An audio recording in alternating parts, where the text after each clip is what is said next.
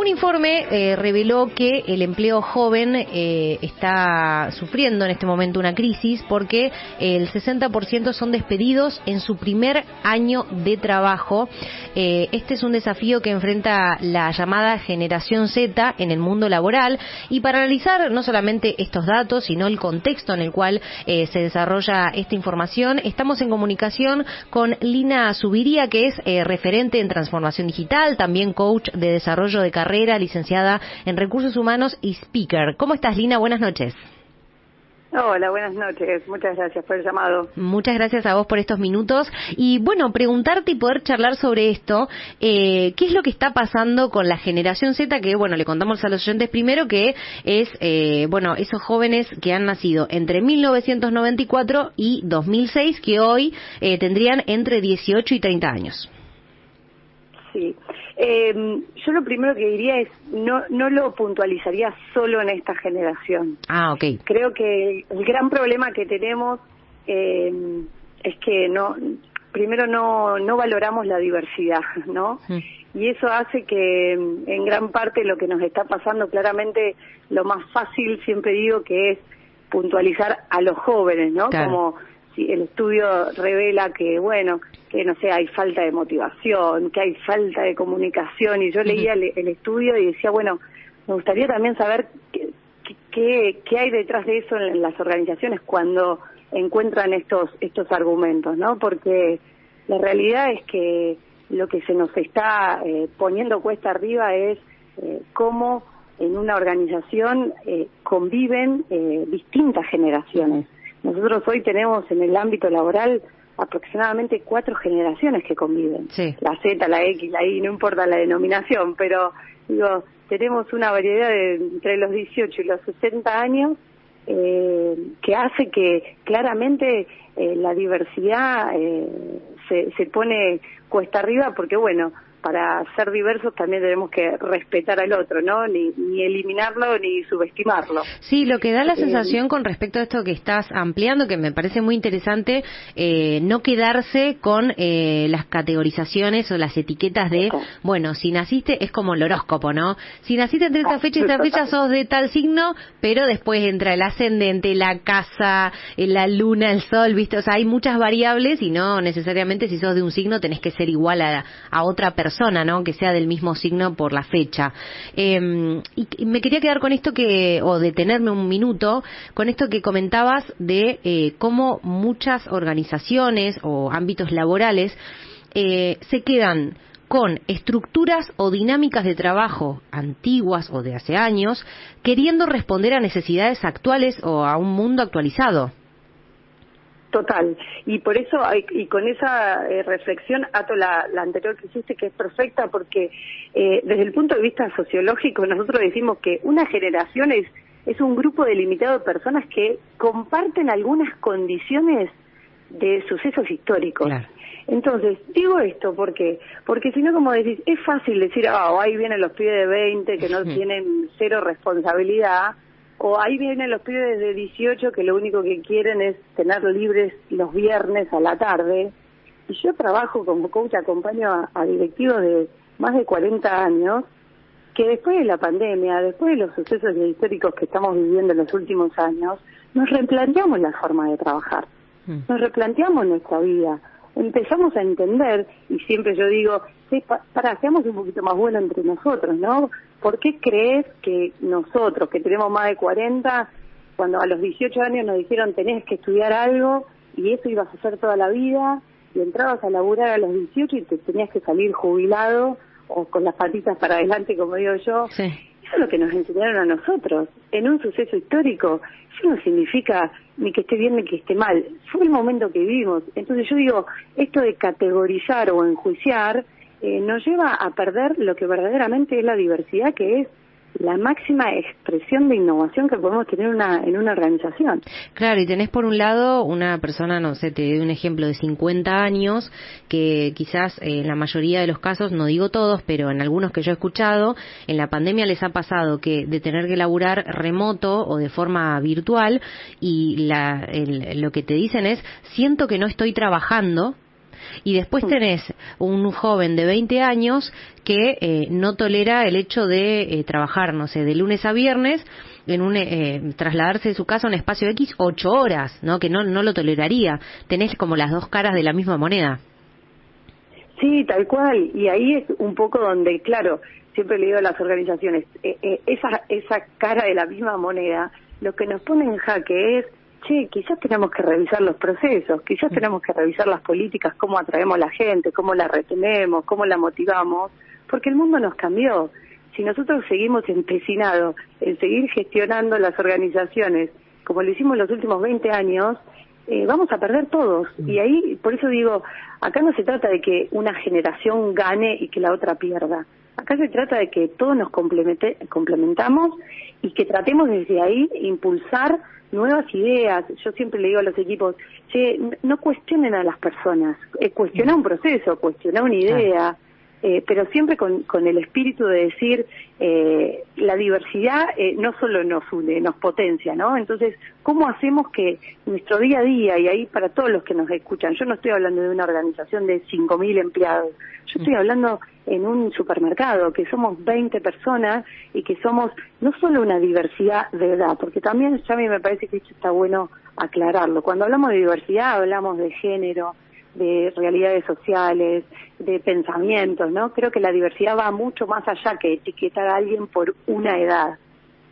Claro, sí, por una edad o como por un factor común ya dejas todo teñido del mismo color, ¿no? Y siendo que son personas conviviendo, interactuando también.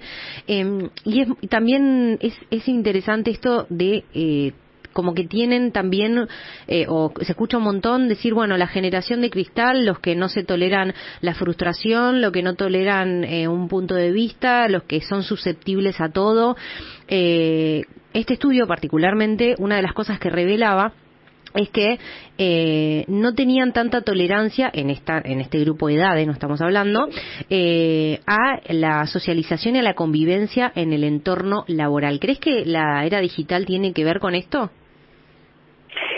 Sí, absolutamente.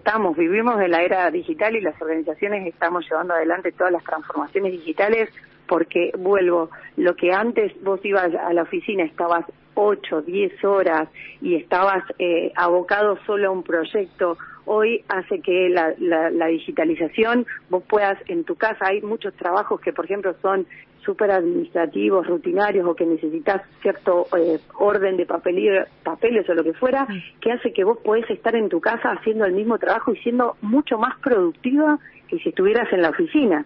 Porque también eso nos ayudó en los últimos tiempos a demostrarnos cuánto veces nos contamos la historia de que la gente, si no venía a laburar de lunes a viernes a la oficina, era una vaga. Siempre decíamos eso.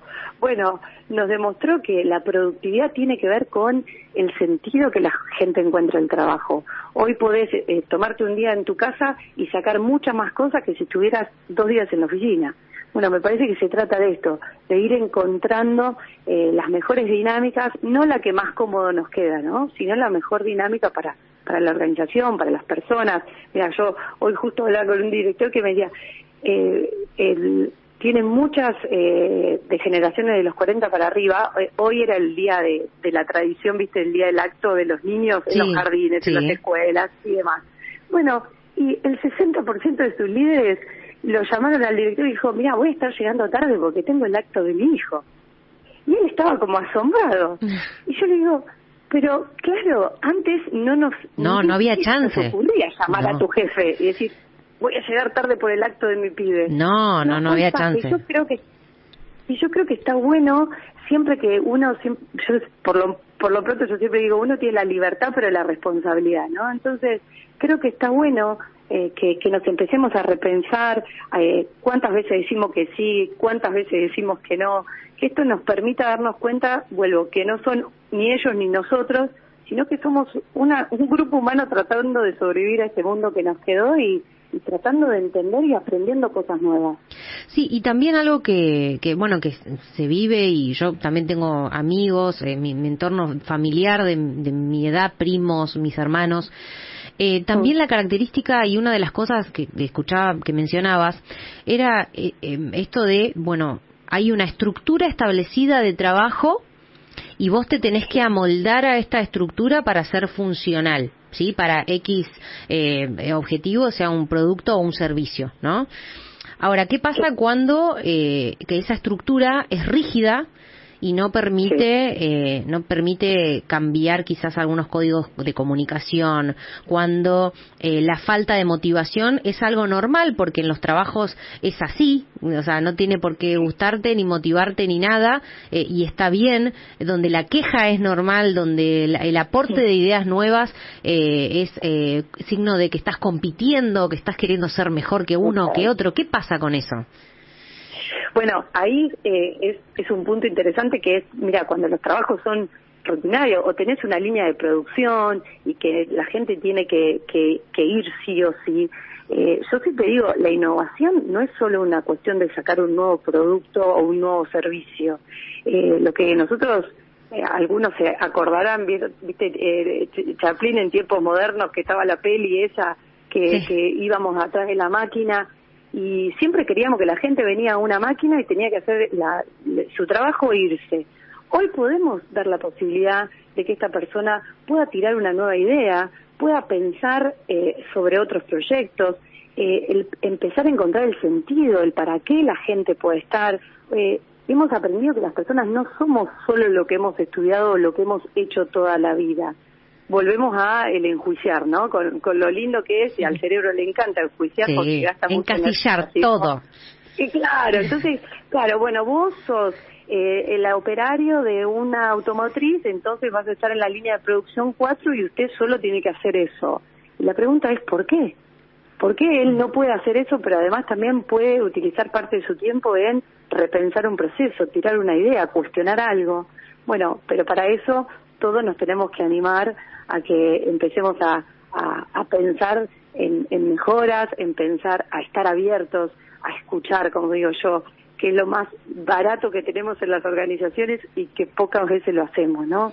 Escuchar al otro, qué le pasa, hay una vida atrás de esa persona. A veces hay personas, yo tengo mucha gente que me dice, che, Lina, quiero ser líder, pero bueno, no tuve gente a cargo, y entonces, ¿cómo me voy a proponer para una posición? Y a veces esa persona le empieza a preguntar, y es un pibe que hace 5 años que es el DT de la escuelita de fútbol de su hijo en la esquina y maneja 3 equipos. Entonces ¿cómo empezamos a pensarnos más allá de nuestros propios juicios, de lo que somos, del rol que tenemos en una organización? Yo creo que hay un montón por explorar, pero siempre y cuando tengamos verdaderamente el interés genuino de entender que el otro puede aportar un valor distinto al mío. Y también pensando en la franja de edad en la cual se hace el recorte de este informe, este estudio, pienso que son edades que están o insertándose o están como empezando a descubrir su perfil o su identidad profesional, laboral, o en el mundo, digamos, de poder ser independiente, tener proyectos y demás. Pienso que también, y me pongo yo también en ese lugar, porque somos una generación donde quedás como en el medio, ¿no? De la parte digital y la anterior, o sea, antes y después de lo digital, y cómo te vas queriendo adaptar a un contexto que es muy acelerado y va todo muy rápido también. Entre la información anterior, como nos criamos, digamos, en saber que quizás tener un trabajo fijo era un valor a seguir, tener una profesión también era, entre comillas, ser alguien, y entre la nueva información de ver que hay otras puertas, hay otras posibilidades, hay otras formas de trabajar, y quedás como un poco tironeado. Sí, por eso ahí lo más importante es como, yo siempre digo, parar la pelota de uno mismo, ¿no? Y ir cuestionándose uno mismo de los hábitos. Che, esto lo hago porque me dijeron mis viejos, esto lo hago porque lo aprendí, porque me gusta, porque quiero, porque sé, porque tengo información. Esto de empezar a repensarse desde el metro cuadrado.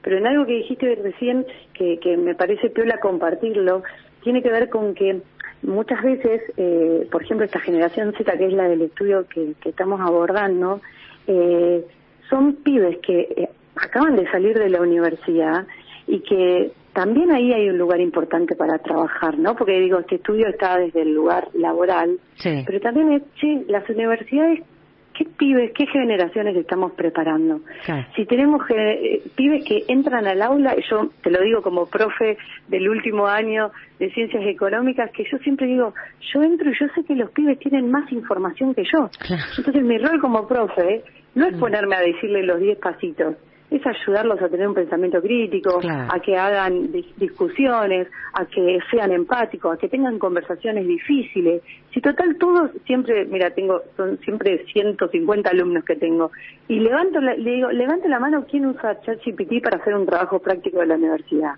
99,9% me levantan la mano. Entonces, cuando vos tenés pibes que están ya seteados para buscar información así, imagínate ese pibe de 18, 20, entra a la empresa y el jefe le dice, usted tiene que hacer estas 10 cosas. Y el pibe le dice, no, pero yo sé que hay otra forma de hacer. No, acá las cosas se hacen así. Claro. Y ahí es donde digo, bueno, esa falta de poca motivación que el estudio dice, y bueno, capaz que será falta de motivación, pero también hay una realidad de cómo nosotros abrazamos las nuevas generaciones y las nuevas formas de transitar esas transformaciones. Sí, y cómo el poder repensar, o esto que decías, ¿no?, de no juzgar, o no encasillar, o no invalidar las necesidades, las motivaciones, tanto, a ver, vamos a hablar del empleador como del empleado, ¿no? Es un ida y vuelta.